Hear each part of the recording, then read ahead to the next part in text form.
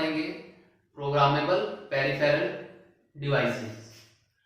Programmable peripheral devices क्या होती हैं? पेरिफेरल डिवाइसेस के बारे में हमें पता है। पेरिफेरल डिवाइसेस वो डिवाइसेस हैं जो कि हम 8085 माइक्रो प्रोसेसर के साथ as a input output attach करते हैं। तो वो जो हमारी डिवाइसेस थी उन डिवाइसेस को हम पेरिफेरल डिवाइसेस बोल रहे थे।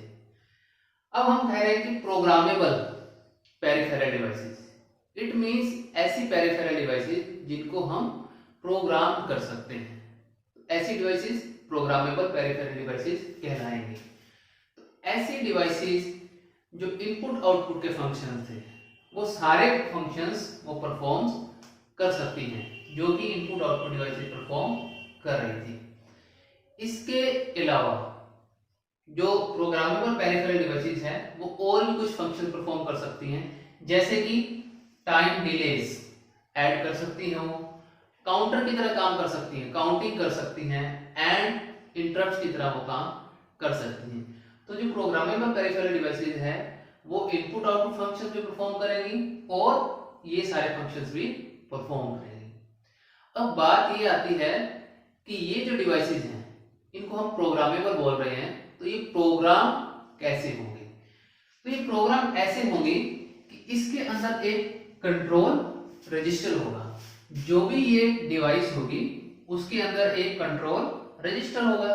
तो रजिस्टर्स में जिस तरह हमारी 8 बिट्स होंगी, उन 8 बिट्स को हम राइट करके उसके फंक्शंस को परफॉर्म करवा सकते हैं। तो कंट्रोल रजिस्टर के अंदर कंट्रोल वर्ड राइट करके हम वेरियस फंक्शंस को परफॉर्म करवा सकते हैं और उसी को ही हम कहेंगे कि हमने कंट्रोल रजिस्टर को प्रोग्राम कर दिया।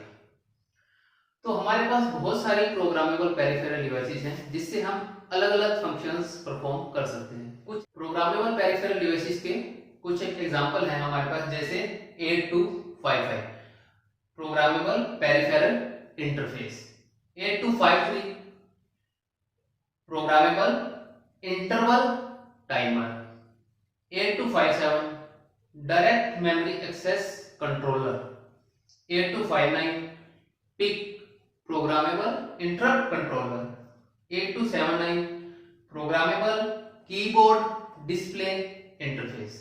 तो ये कुछ एग्जांपल लिखे हमने, और भी काफी हमारे पास ऐसे कंपोनेंट्स होंगे जिनको कि हम प्रोग्रामेबल पेरिफेरल डिवाइसेस बोलेंगे। तो ये सब जो नंबर्स हमने लिखे हैं ये सब नंबर कुछ एक आईसीज के हैं, यानी कि हर एक नंबर की एक आईसी होगी जो एक पर्टिकुलर फंक्शंस को परफॉर्म करेगी।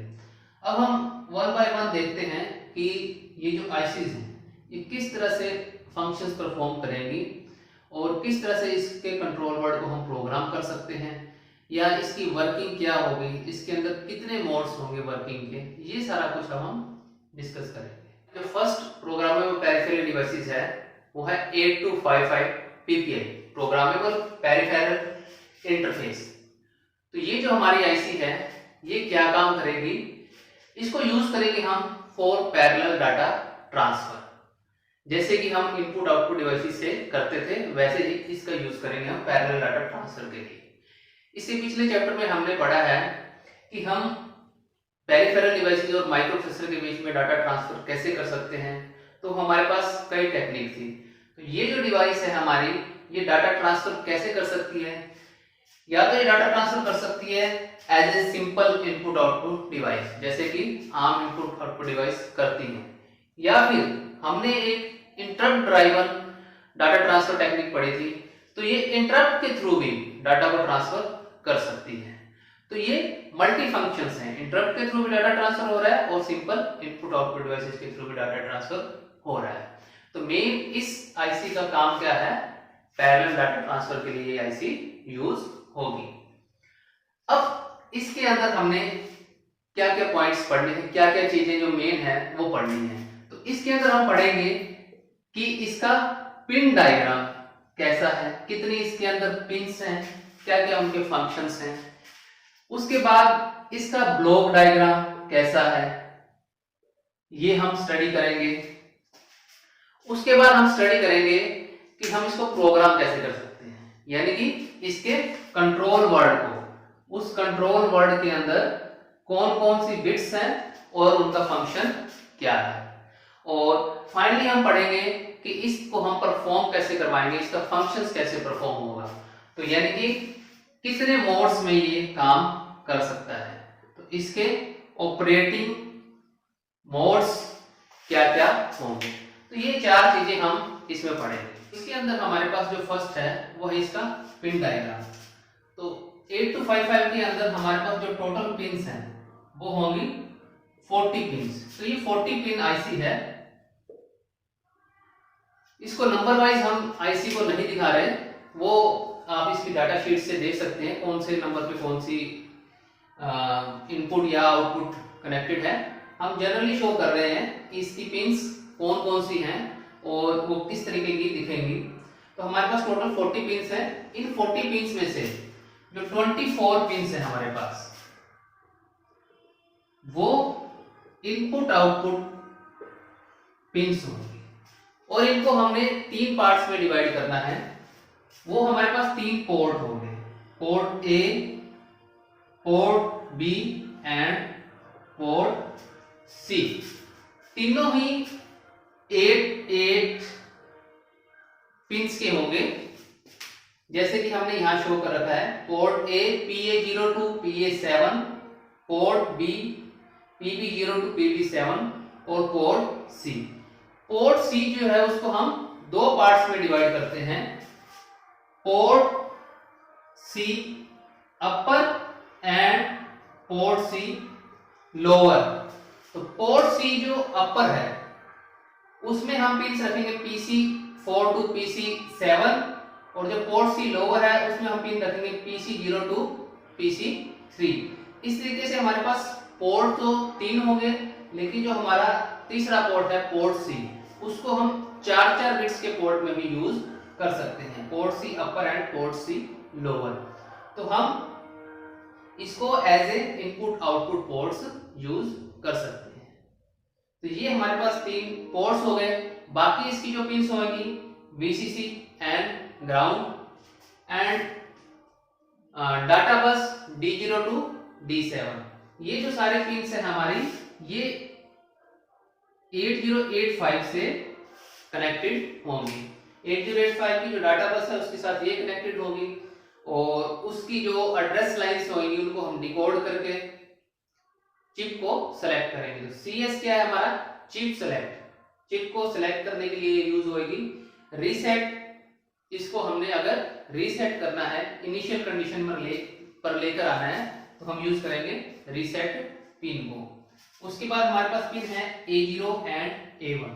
जो 8085 की एड्रेस बस होगी A0 से A15 तक, उसकी जो 2 पिन होंगी A0 और A1, वहां से ये पिन्स इनपुट रिसीव करेंगी।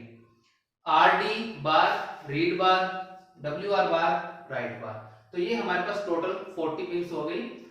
24 and 26, 26 and 8, 34 and 6, 40 पिन्स हमारे पास ये टोटल है 8255 IC की।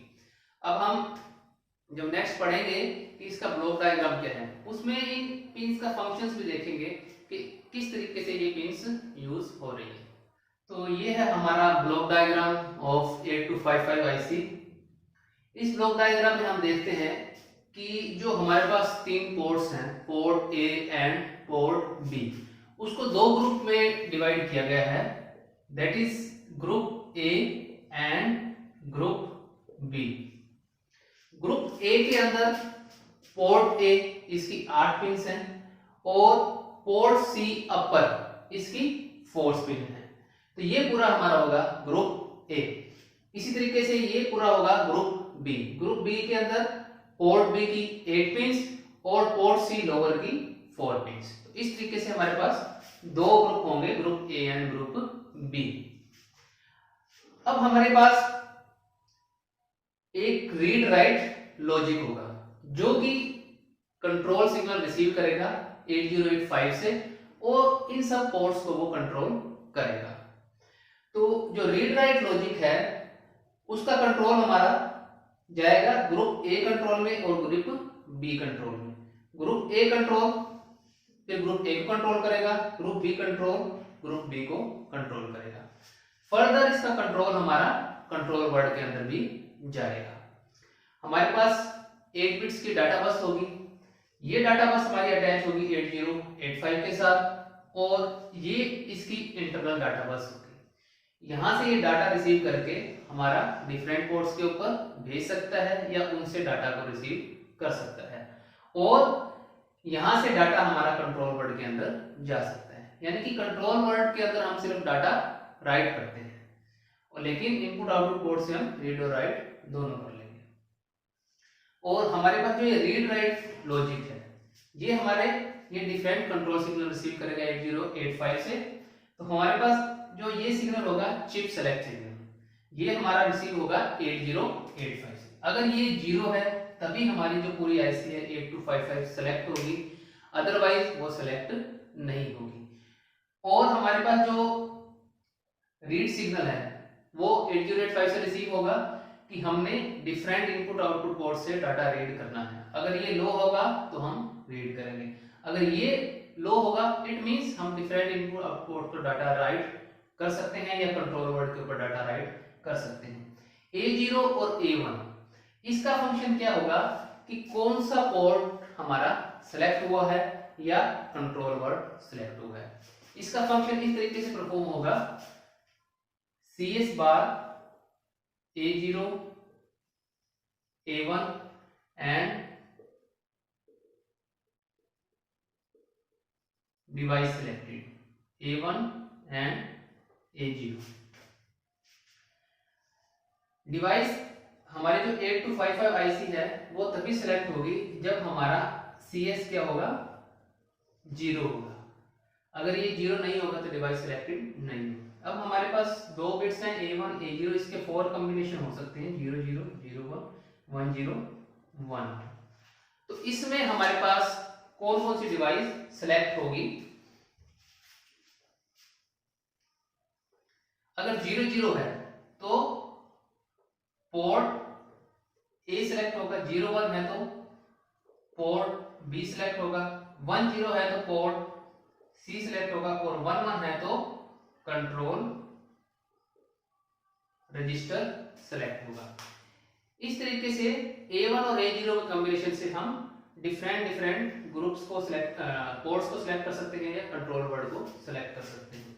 और अगर डोंट केयर है यानी कि 1 है 0 नहीं है तो ये हमारी कोई भी कंडीशन हो या ये कह सकते हैं ये 1 हो तो ये कोई भी कंडीशन हो तो कुछ भी सिलेक्ट नहीं होगा। जब CS बार 0 होगा और ये कॉम्बिनेशंस होंगे तो ये आपके पोर्ट या कंट्रोल वर्ड सिलेक्ट हो सकते हैं। इस तरीके से हमारा जो ब्लॉक डायग्राम है उसमें कौन कौन से ग्रुप हैं और कौन कौन से पोर्ट्स किस तरीके से परफॉर्म करेंगे। तो ये हमारा था इसका ब्लॉक डायग्राम।